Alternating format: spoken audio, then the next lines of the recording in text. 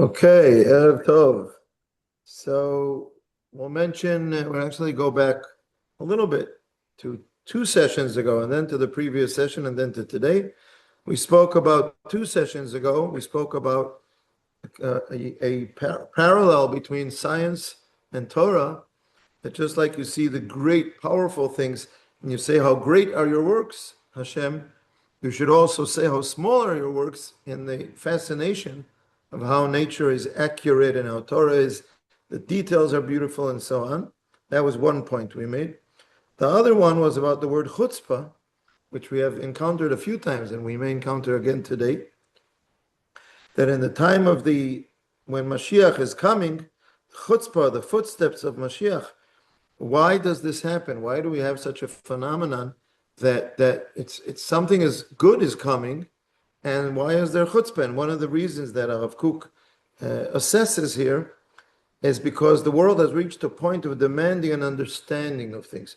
We no longer do things just because we're told, or because the gods are powerful, or because the kings and politicians are powerful, but we demand to understand and to have meaning to what we're doing, and we understand a lot about the world around us, so we're not ready to accept that we just have to do things because we're told to do them.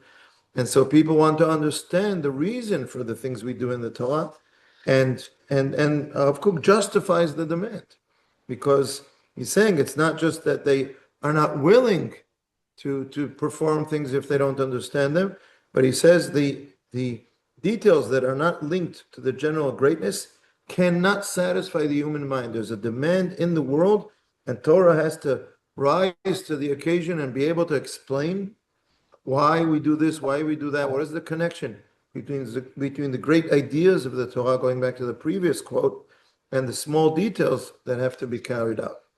This was 2 sessions ago. 1 session ago, we first of all discussed, in the first half, we discussed examples of this. What kind of examples can we have about understanding the idea of Shabbat? Does that give you strength to keep some of the details of Shabbat? And maybe other examples, Kibud Av Va'em, and maybe other things.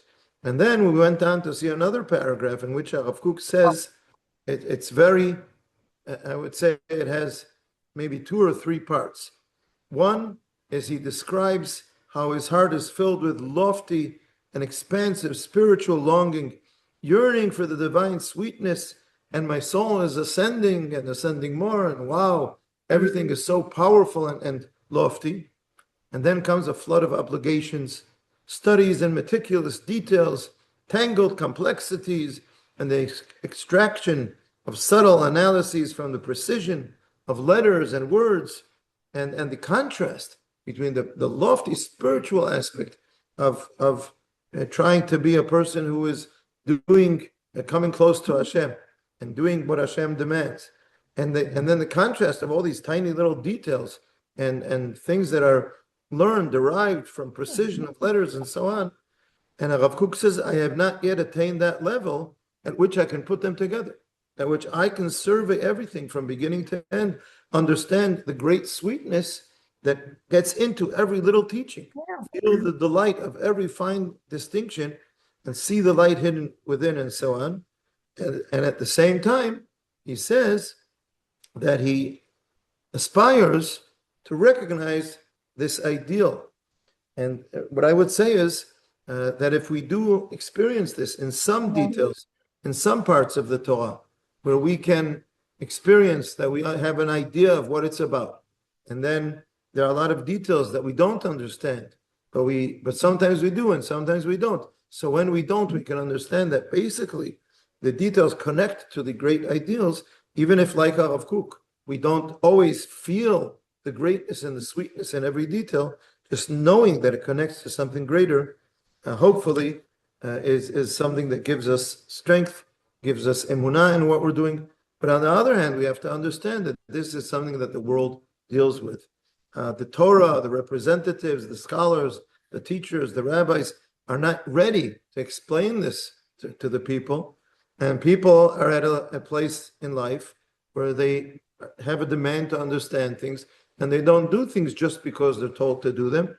People accept, and this is valuable, people accept in democracy, for example, that I'm sorry, Lana, it's distracting me. Sorry. The people are people in a democracy can accept that I might even oppose a certain law, but I want the better of the country, of the people, of the nation, and so on. So I'm willing to accept that I have to keep some details that I don't agree with within a broader framework, but not that nobody ever explains anything. I just have to follow all kinds of tiny little details. Nobody accepts that today. So also in Torah, that's not going to be enough, and we should be aware of this when we want to connect people to Torah or to deal with people who are distant from Torah, with heresy and so on. One of the things that we might want to do is to explain this, even if we don't have all the explanations, to try and explain this value, this idea that there are great values in the Torah, and only if we keep the rules can we then bring out the light and so on, or explain the idea of Naaseh v'Nishma, why we should follow something even if we don't understand it. But we can't just assume that people are going to just accept the yoke of the Torah and do what it says. The world in general does not function that way today. Yes. I'm wondering about an analogy that just occurs to me as you're speaking. And I've never been in a military environment, like the majority of people in the country. But I wonder if you can make an analogy to soldiering. Namely, soldiers, you have to do what you have to do, right? You follow in a structure, and you have to do what you have to do. But the soldier's motivation is far higher if the soldier knows what he or she is doing, fighting for. Of course, it's very valuable what you're saying, because it makes a tremendous difference if people don't understand why we're there, or if people are totally against the reason that brought us there and things like that.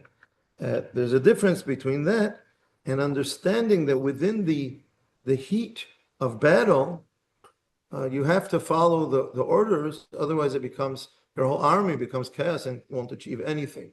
And sometimes you're the soldier and the commander might be making a mistake, and yet you have to follow his command, because otherwise the army falls apart. So you can, like democracy, we can understand that. But if the leaders of the army, of the country, are just going wild, making demands from soldiers, then the soldiers then will rebel. So similarly, in the Torah, there's a certain level that we can achieve by explaining the great ideas of the Torah, trying to connect some details to the greater ideas. We will not apparently be able to explain every single detail, just like HaRav Kook.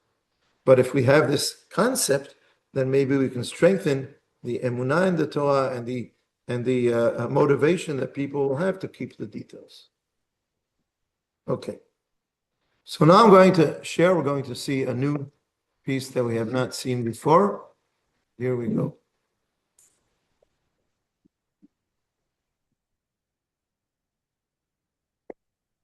And here we are. Okay. This is called in Hebrew, Haneshamot Shel Olam HaTohu. Tohu comes from the words Tohu Vavohu. Did I write something here? Yeah, Tohu. At the end of the first paragraph, I wrote with question marks, chaos, emptiness without form. What exactly does Tohu mean? But here in this paragraph, what's the literal translation of the word Tohu? I'm not sure we really know what it means in Hebrew as well. But in this paragraph, you'll see very clearly the contrast between two words, the word tikkun and the word tohu. So let's see the paragraph, and then I think it will be, even if we don't have an exact understanding of the specific word, I think we will understand very well what the paragraph is saying. So HaRav Kook says the following. It's a very fascinating piece. I made it shorter. It's about 3 times as long as this, but I tried to condense it into at least something shorter. The ordinary path of integrity and uprightness, through the cultivation of good character traits and the observance of every law and moral obligation, belongs to the order of the world of tikkun. Tikkun is to correct, to fix, to rectify, rectification.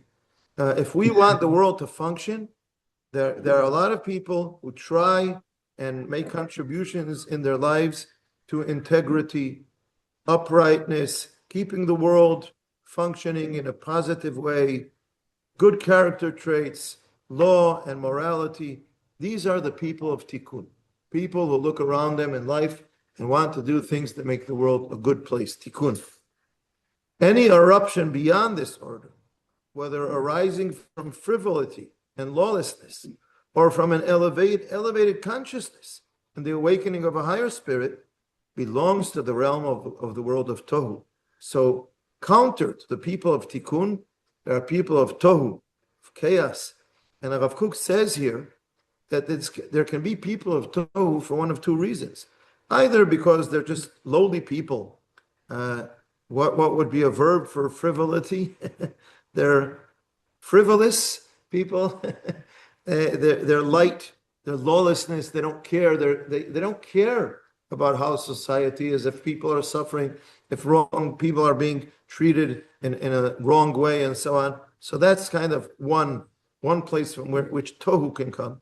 But tohu can come from a consciousness and the awakening of a higher spirit. How is that possible? Because, you get up in the morning, you do the right things, you brush your teeth meticulously, you even use the floss between the teeth and everything else, and you go out and you say good morning to the people you meet, you get on the bus and you go to work and you do your job and you act nicely and politely to everyone, and you come home and everything is in order. But there are things going on in the world and not everything is being done properly, but everybody's just, or people are not living great lives. Everybody's just being this small little thing. It was just 50 years to the Entebbe raid, and Yoni Netanyahu was a kind of a philosopher, a deep person, and he wrote about, I don't want to live like a little insect that is born, lives a certain period, depends on every insect, runs right to left, left to right, right to left, left to right, forward, backward, and then his life ends. I want to be meaningful. And so there are people of Tohu who are people of Tohu because they feel there's a greater idea to life. It's not just about being okay, keeping the laws and everything is in place. It's that what life is about.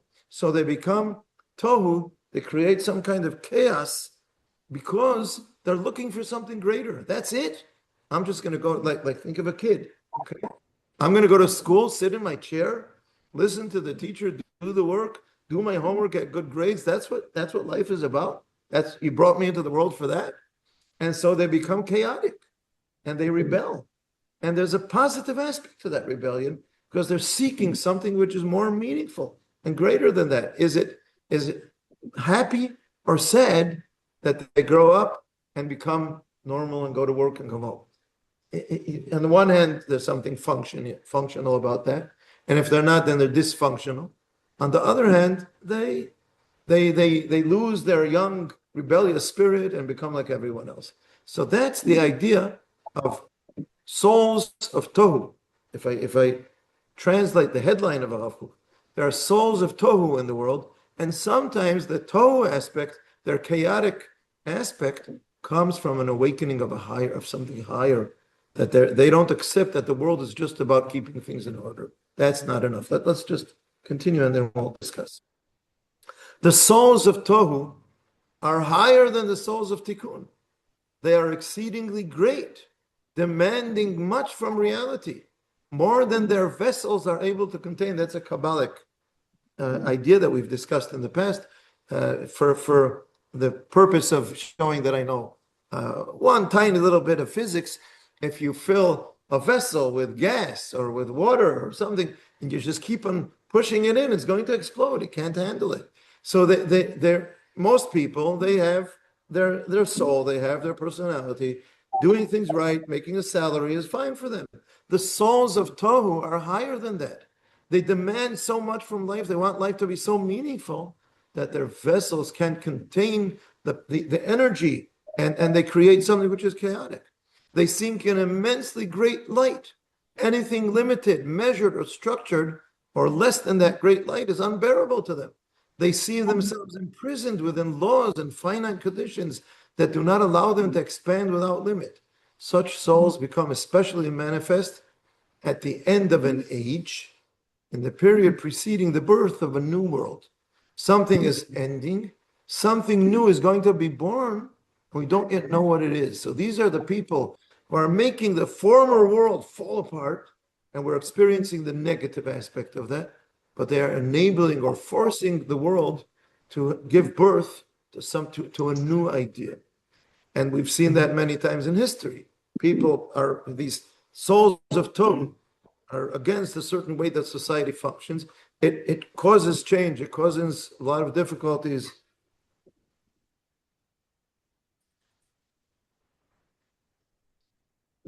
הכל בסדר, תודה. So they you know, they on the one hand it causes damage to the previous world, but if you stay around for a few years or maybe centuries or maybe more, sometimes you can see that chaos brought about something that's higher and better. So Rav Kook is saying the souls of Tohu have an aspect that's higher than the souls of Tikkun. In times of redemption, audacity, chutzpah, increases, and the storm arises, growing ever more turbulent and fierce.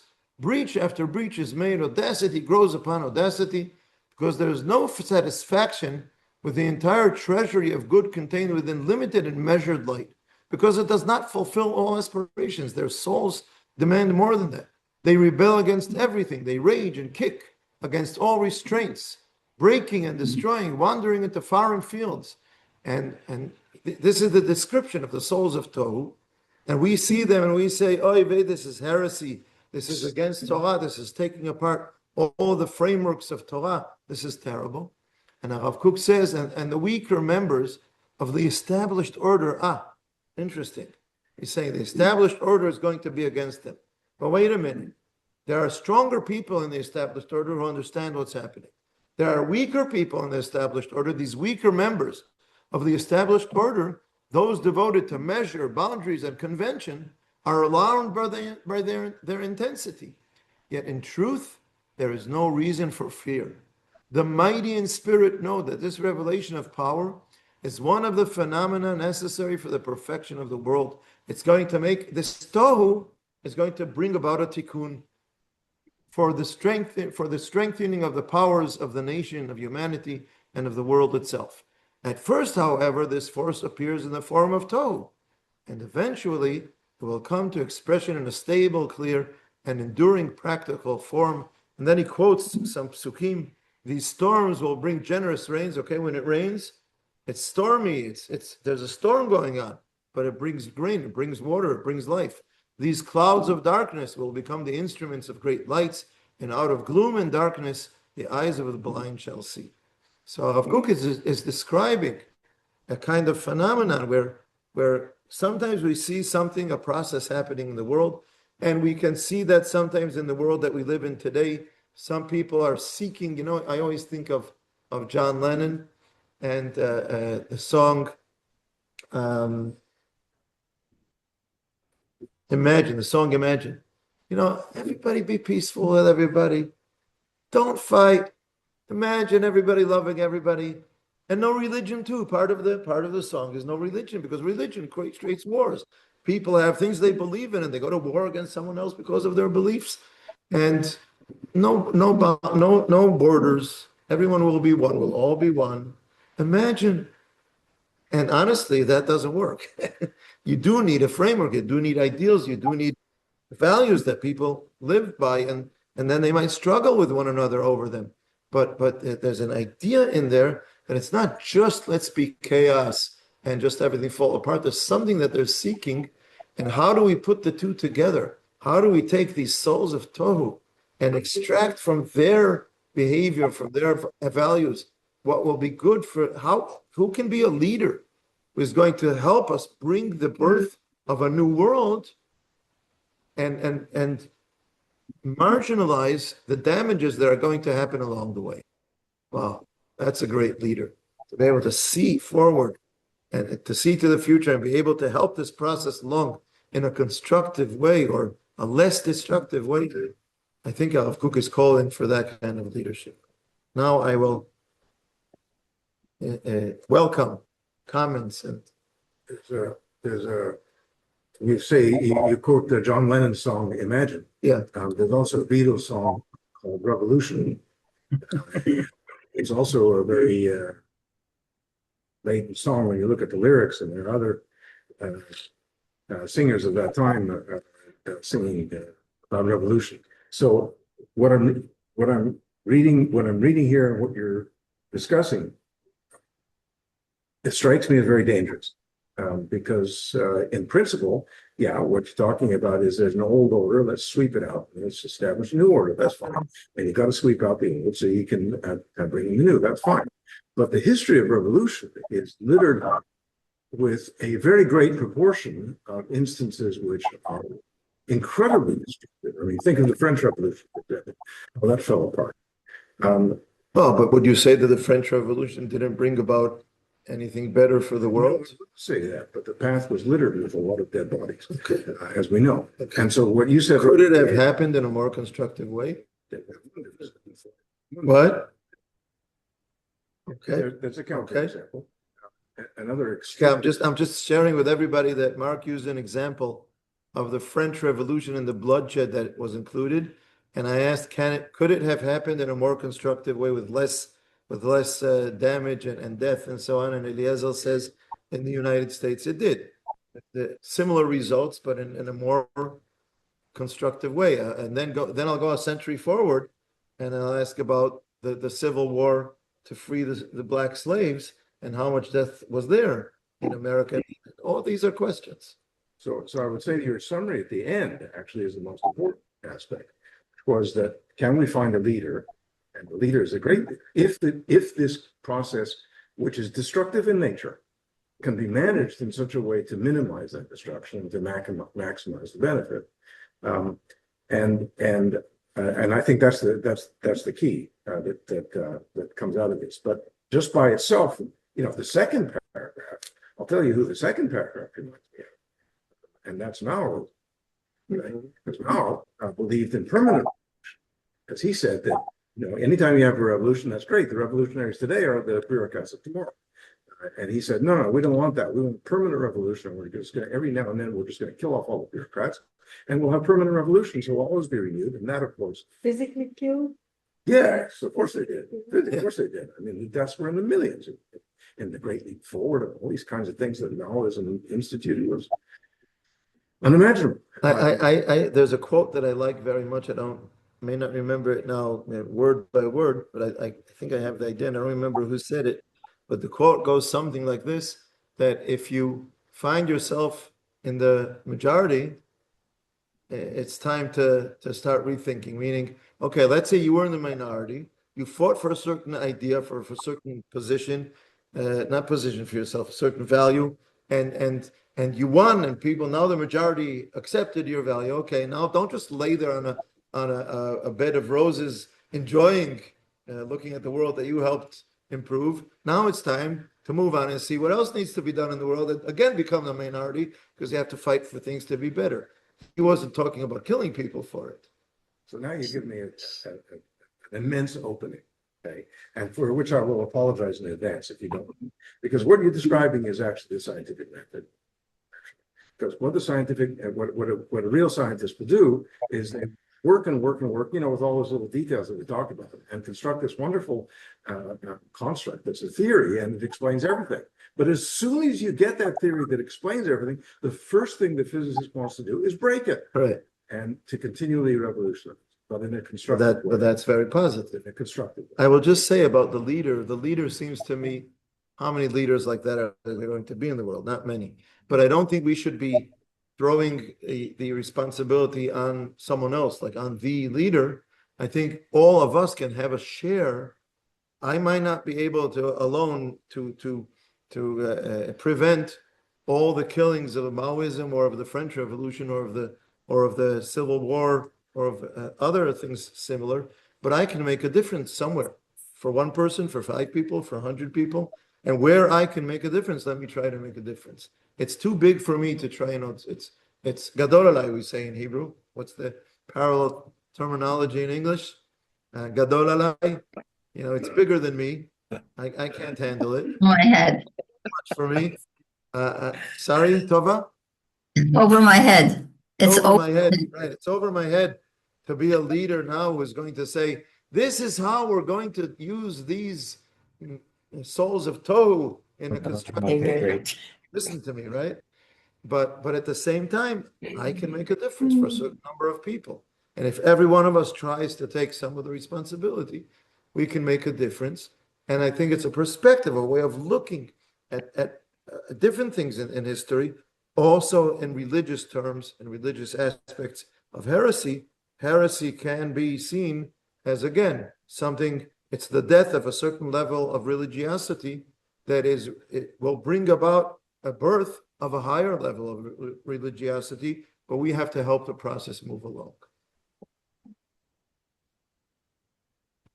Very complicated. But Eliezer says it's very complicated. This, first of all, what thinks of Kovac? Because after all, he was just trying to get the whole people to participate. Maybe, or maybe he was looking for a position. Maybe, but We're talking about Korach. yeah, but I mean, But I will accept that there can be a positive perspective for some other Korach to take from our original Korach in a better way. yeah, but I mean, it's quite Marxian, but that's just the side. But you know that you have the, you know, this thesis and antithesis. Right. But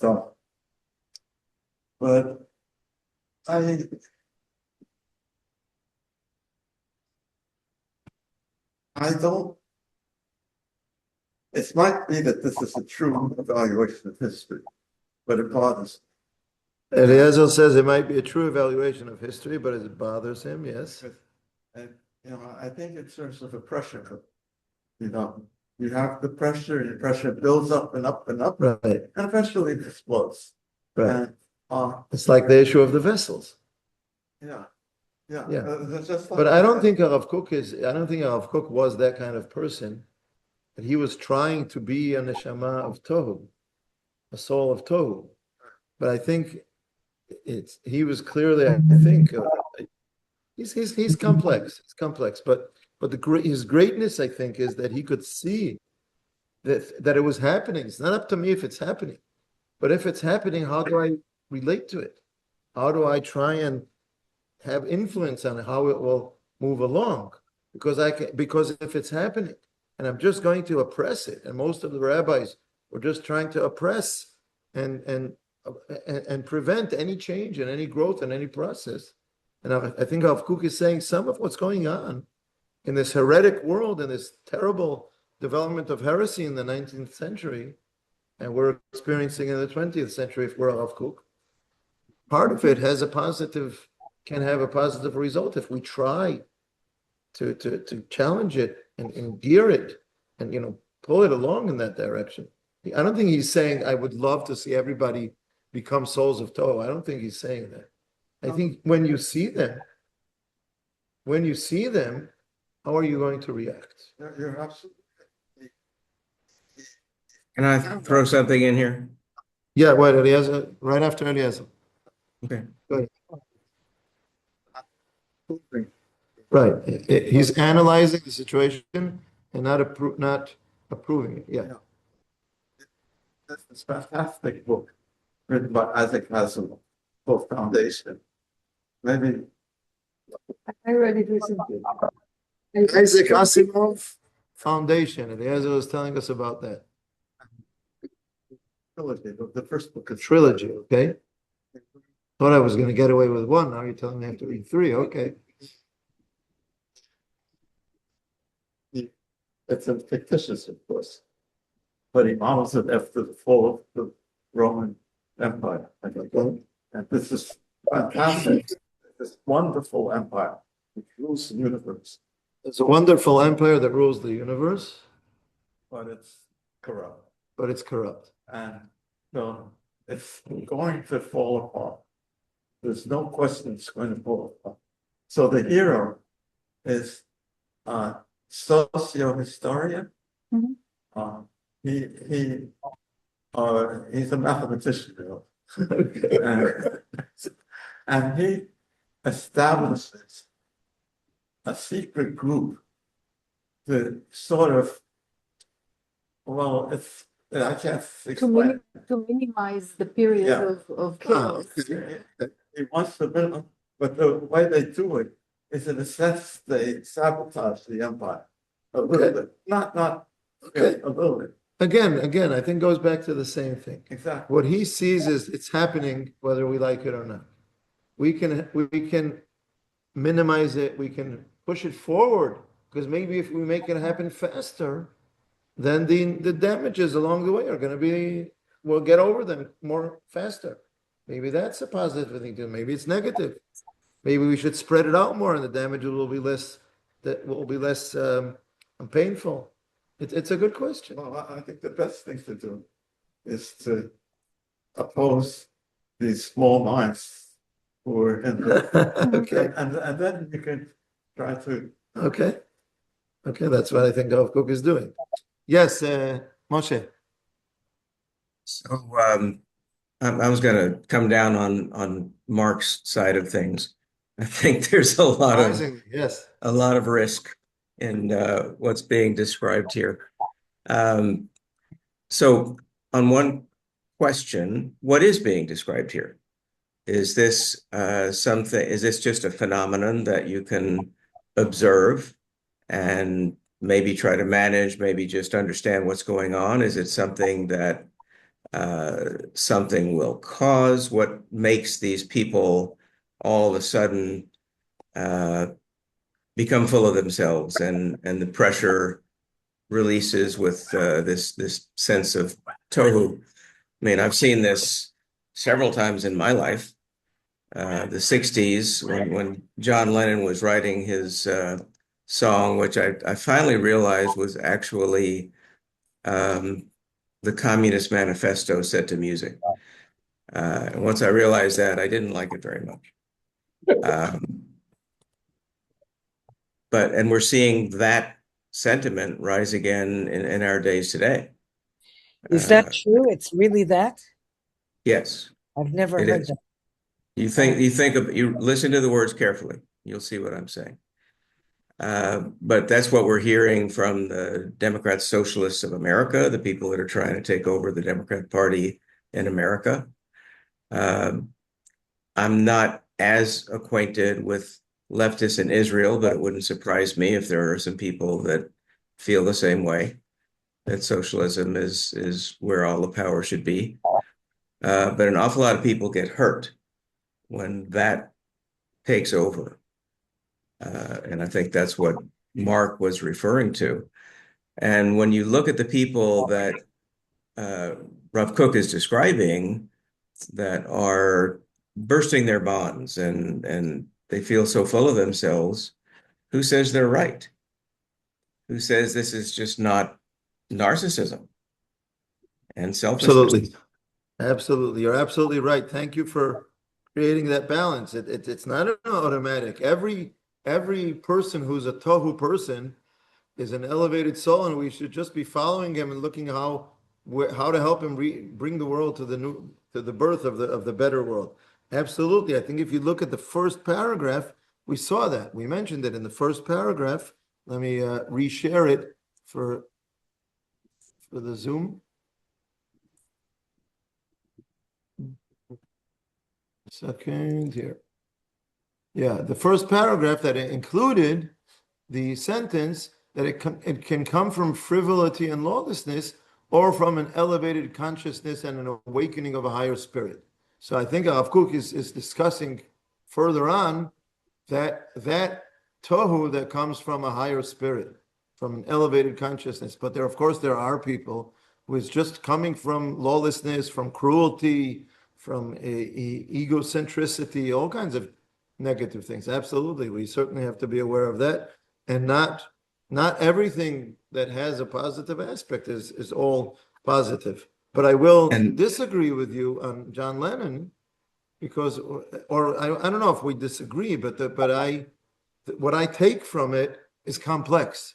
I cannot just take the song and sing it with full of positive feelings, but I also don't totally feel negative towards it.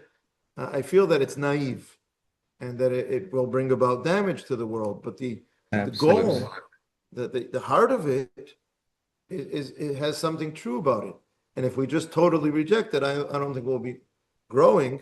And I think we have to try and help things along, as I said before.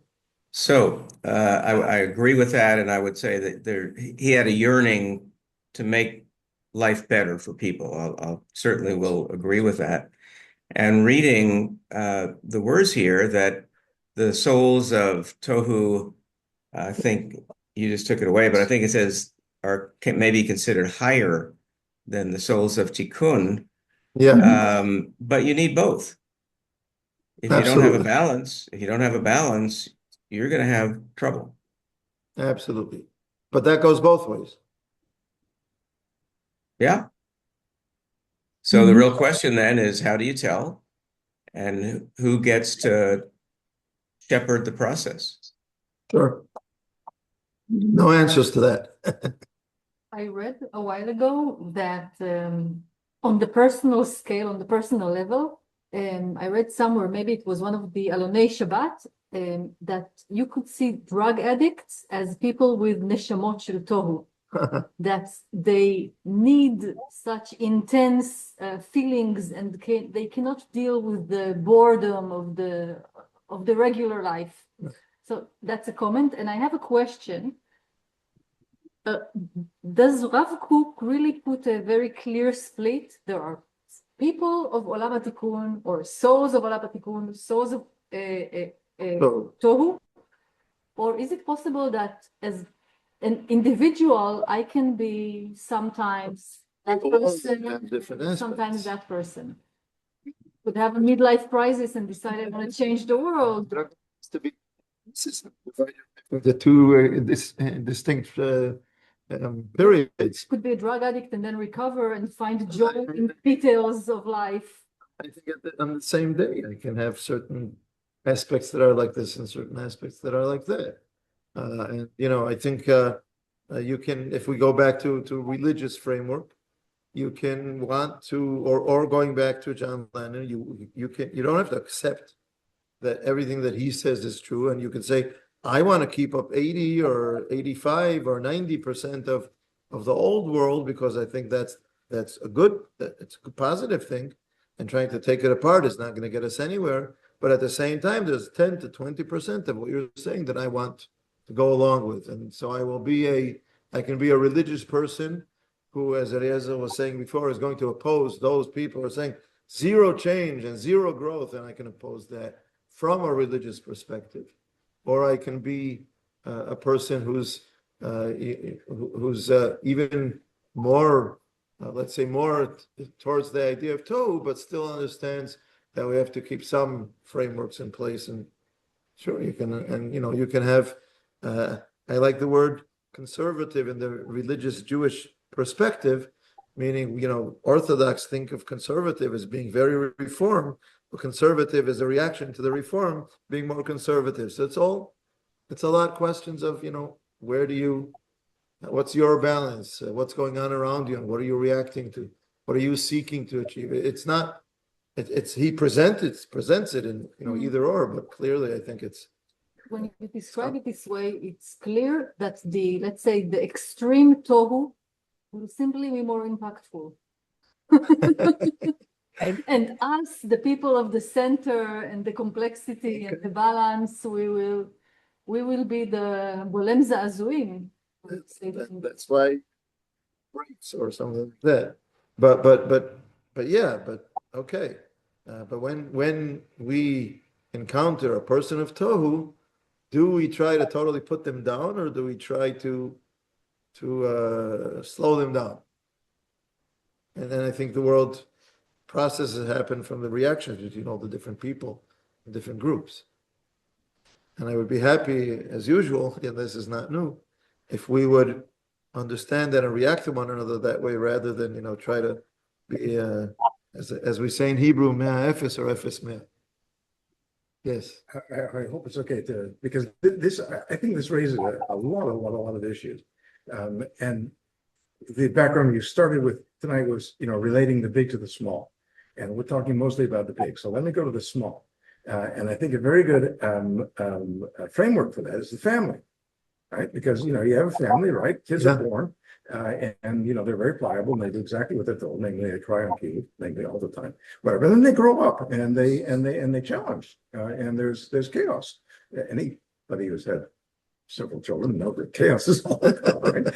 But the question is how to channel that chaos in a productive and shall we say, maturing way. You can put down the kids and say, no, you have to do it my way. Or you can say, do whatever you want. Or you can find another balance. And it's a challenge, right? As every parent knows, it's an extreme challenge. I would take it in another direction, which I thought you were going in, and that is the value of family. Meaning some of the world today is so much about, let's say, in the past we had no freedom. Everybody was a slave of someone. Everybody was not a free citizen in a democracy. Everyone was what's the word in English? In Hebrew it's a natim, a person under the king. Citizen? What? Citizen? No, come on. A pawn under the rule of a certain king. Had to do exactly what you're told. And exactly, and now the world is all about freedom. The central value of the world today is somewhere between freedom and equality, but let's say freedom. And freedom is so great that people can't bring themselves to be obligated not only to religion but to family, to a husband to wife, wife to husband. And so family as a very major infrastructure of society is being terribly damaged. And so it's a positive revolution to create freedom. It's gone way overboard, and it doesn't need to be pushed back to where it was. It needs to be balanced with certain aspects of tikkun. A family is a tikkun, but it's not tohu. And if you're a person of tohu, who's going to marry you? Can two people of tohu get married, or are they going to tohuize one another until they can't handle it? On the other hand, maybe people, once just got married because that was the thing you did. You were 20-something and you met and you married and you had a family, you had children, but there wasn't anything really coming from intense freedom about it. So again, it's all complex. That's my claim. And where I was going with that was where you thought I was going. Oh, Namely, okay. the glue in a family is very simple. It's love. It's love, or is it commitment? Love without commitment, commitment without love. Or Well, I think you can be committed even if there's no love, or you can. but then it's not functional. Okay. I just don't think But it's ideally, family is going to bring a sense of responsibility as well. And if you don't have that, then again, things can fall apart. I would argue that freedom, while of great value, is not the highest value. It's what do you do with that freedom? Responsibility and living by a set of values that are good for the world. It's the famous question of freedom from or freedom for. Am I Yeah. free from Good point, Michael. everything Good. that was oppressing me? Or do I have freedom so that I can, what are the goals of my freedom? Sure. And where do you Okay. find that? We find it in the Torah. And Absolutely. The whole idea of Yetziat Mitzrayim is Shalach et ami ve. I don't think it says once in Sefer Shemot Shalach et ami. It's Shalach et ami ve ya'avduni. It's Shalach et ami ve. Let my people go, and they're going to go somewhere. They're going to go in a certain direction. Okay, let's have a chance to see another paragraph this evening. Okay.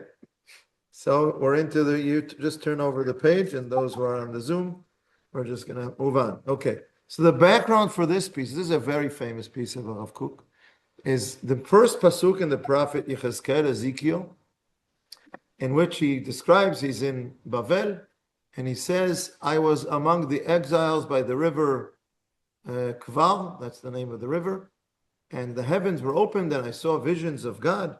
This is the beginning of his prophecy. But he uses the term, and in Hebrew the term is Ani betoch hagola. Now I'm sorry, I should have given an introduction. I'll do that now. Okay, close previous chapter, open a new chapter. The new topic is individualism. Okay, I am an individual. I think a lot of the question of religiosity, and again going back to freedom, is I am an individual. Religion is not about what I do as an individual. It's about what I have to do and you have to do the same. We all have to live by a certain set of rules. We all have to do something. We are all forbidden from doing something. And here, Yechezkel uses the term, Ani betoch hagola, I am in exile.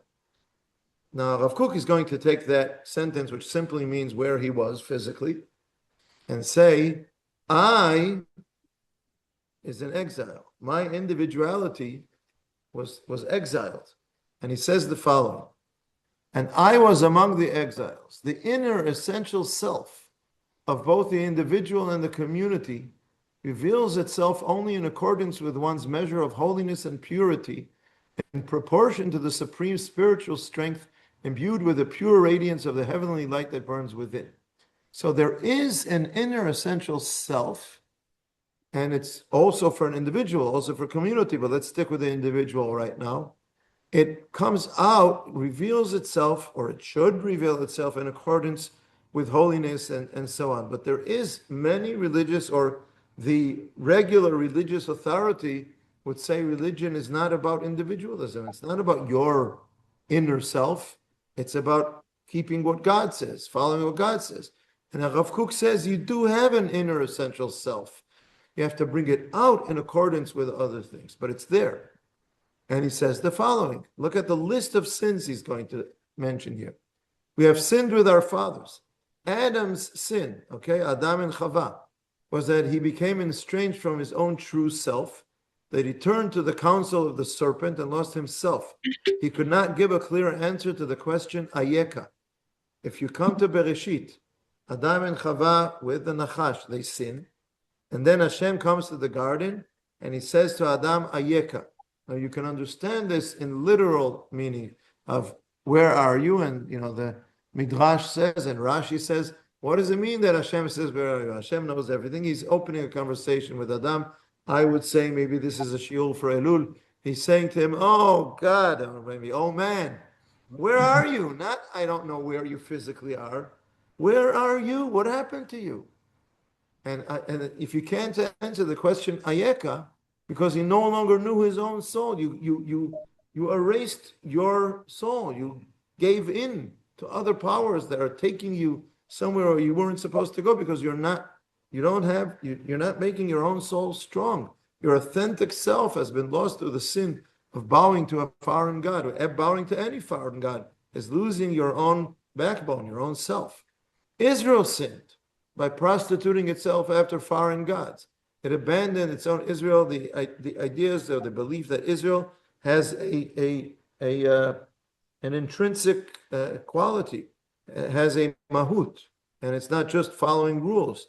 And the reason why we follow foreign gods, it's because we abandon what we are supposed to be, what is our intrinsic self. And he says the earth sinned. This is based on a midrash, the psukim in Bereshit, and the creation of the trees on the third day. One pasuk says that it should be an etz pri, a fruit tree, osepri. And then when it happens, it says that it brought out an etz osepri, a tree that makes or that bears fruit. Meaning the tree was supposed to be fruit itself, that's the midrash, and the earth sinned. You were supposed to be something else. You did something partial. You didn't bring out all of what was potentially within you. The moon, the idea of the sun and the moon as competing lights, and the moon said, wait a minute, you can't have two kings. So Hashem said, okay, you'll be the little one, he'll be the bigger one.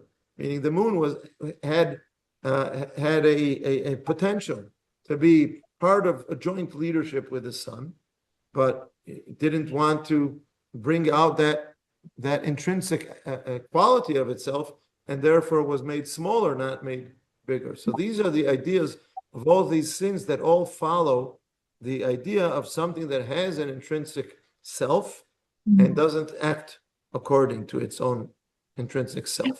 And all these are ideas of part of, some of them certainly, or all of them midrashic. But look at the final paragraph. Learned educators come. They look only at externals. They too divert attention from the true self and add straw to the fire, give vinegar to those who are thirsty. How do you like that parable? Someone's very thirsty, you bring a bottle and it says water on it, and you have him drink it and it's vinegar. And stuff minds and hearts with everything that lies outside of them, and the true self is increasingly forgotten. You have, if you say in a family, Mark, children in a family who are asking questions, and sometimes the parents, I've quoted this often, parents, you need a license to drive a car, you don't need a license to raise children. But have we studied and thought about how to do it? And sometimes a child is asking good questions, they challenge the parents, and you put out the fire rather than try to help him grow. And he's saying something that's coming from within, and we're not relating to that. We just want quiet. We want him to comply to the rules of the home, and we're not seeing him. We're not seeing the soul of that child, of that person. The true self is being forgotten. And then it's educators in schools or in communities, in religious communities, who don't care about the individuality of every person. All they want is for everyone to comply with the framework that the whole community is supposed to live within. And then he says, HaRav Kook, when there is no I, there is no he. If you can't bring out or accept your own individuality, you can't see anyone else's individuality, and the more so there can be no you. I think relating to the word Atah as in Baruch Atah Hashem. Atah hu Hashem Elokeinu. You have to know who you are in order to relate to God. The spirit of our nostrils, the Lord's anointed. This is what's the pasuk in Eicha that this is relating to? Ruach Hapeinu, Mashiach Hashem. Ruach Hapeinu. We have a certain spirit within us. Our spirit, my spirit. I have a certain spirit within me. This is his strength, the majesty of his greatness. Maybe it should be with a capital H. The spirit within me is God, but not only God himself, there's godliness in me. So the spirit within me has value, has godly value. My individuality has godly value. He is not something external to us. He is the very spirit of our life. We shall seek the Lord our God and David our King. We shall come in awe to the Lord and to his goodness. We seek our own true self. We seek ourselves, and we shall find ourselves. Remove every foreign god. Remove everything alien and illegitimate. Then you shall know that I am the Lord your God, who brought you out of the land of Egypt. To be your God, I am the Lord. So it's complex here. Hashem takes us out of slavery. It goes back to the way we were discussing before, in a way that I wasn't expecting. But Hashem gives us freedom, takes us out of Mitzrayim, and so that we will not just be subservient to some other personality or king or rule, that we should bring out the God that is within us. But every person, on the one hand, we all have the framework of religion. On the other hand, we all have a unique intrinsic self within ourselves that is godly. And if I may, I'd like to run forward now that we don't have time, but I'll tell you the idea, and we'll see it next time we meet. Within religion, there are two aspects. One aspect is that there's a framework that everyone is obligated to comply to. Yes, whether it's commandments that have to, mitzvot aseh, things that you have to perform, or prohibitions. But that does not mean that religion does not leave room for individuality, because there are so many different things to do, so many different things that you can focus on. Does everyone have to study Torah all the time? The simple answer to that question is no, in spite of what some other people might say. Does everyone have to excel in Gemilut Chasadim and perform acts of kindness? No. Should you be a kind person? Absolutely, yes. Does everyone have to be a just person? Yes. Do you have to be a person who's struggling against things that are destructing justice? No. There are so many things to be done in the world, so many positive things to be done in the world, within religion, within Ben Adam LaMakom or Ben Adam LaChavero. But there's so many things to be done. No one individual can do all of them. So you study, you have to try and relate to your natural inclinations as an individual and find your unique path of making a significant contribution within the greater framework of religious law. So HaRav Kook is saying, and sometimes you are trying to pave your road, and comes in a parent or an educator, or it doesn't matter who, and wants to push you to conform with what somebody else says is important to do, but that's not the calling of your soul. So HaRav Kook is saying there is no contrast.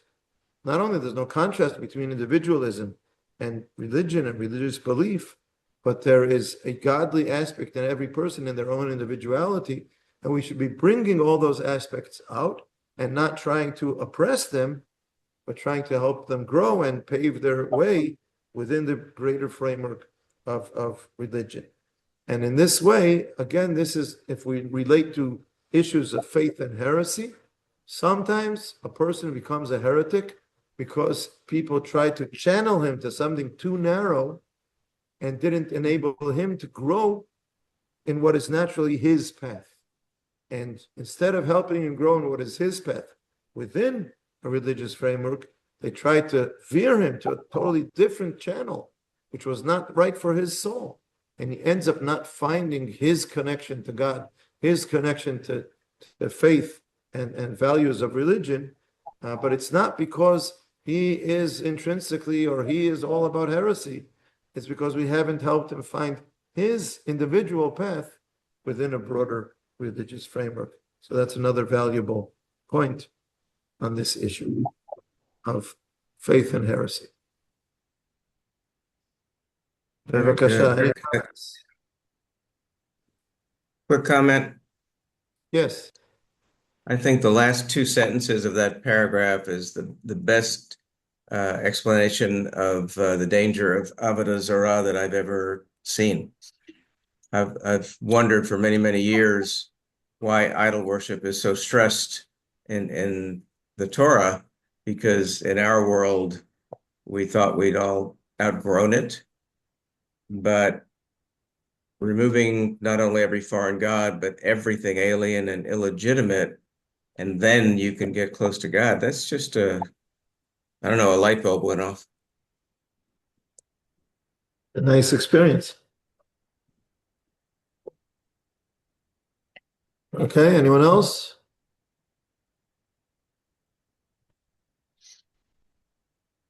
Okay. So I have another piece here, but that will be for next time. I don't know when the next time will be.